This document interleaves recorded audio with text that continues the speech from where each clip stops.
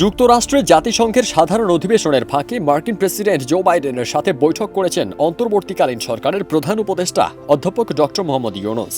গতকাল ২৪ সেপ্টেম্বর বাংলাদেশ সময় রাত ৯টায় নিউ ইয়র্কে জাতিসংঘ সদর দপ্তরে দুই নেতার মধ্যে বৈঠকটি অনুষ্ঠিত হয়।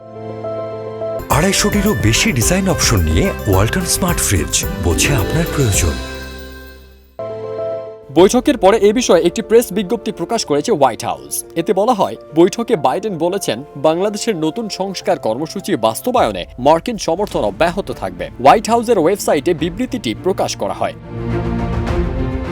বিবৃতিতে বলা হয়, সম্প্রতি বাংলাদেশের অন্তর্বর্তী সরকারের প্রধান উপদেষ্টা হিসেবে নোবেলজয়ী অধ্যাপক ডক্টর মোহাম্মদ ইউনূস নিযুক্ত হওয়ায় তাকে অভিনন্দন জানাতে গতকাল ২৪ সেপ্টেম্বর তার সঙ্গে বৈঠক করেছেন মার্কিন প্রেসিডেন্ট জো বাইডেন।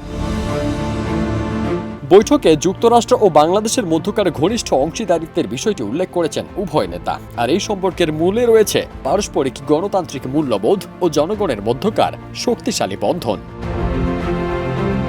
বিবৃতিতে আরও বলা হয়, প্রেসিডেন্ট বাইডেন দুই সরকারের মধ্যে আরও সম্পৃক্ততাকে স্বাগত জানিয়েছেন। এছাড়া বাংলাদেশের নতুন সংস্কার কর্মসূচি বাস্তবায়নে মার্কিন সমর্থন অব্যাহত থাকার কথাও জানিয়েছেন তিনি। ফারদিন সানি, দেশ রূপান্তর।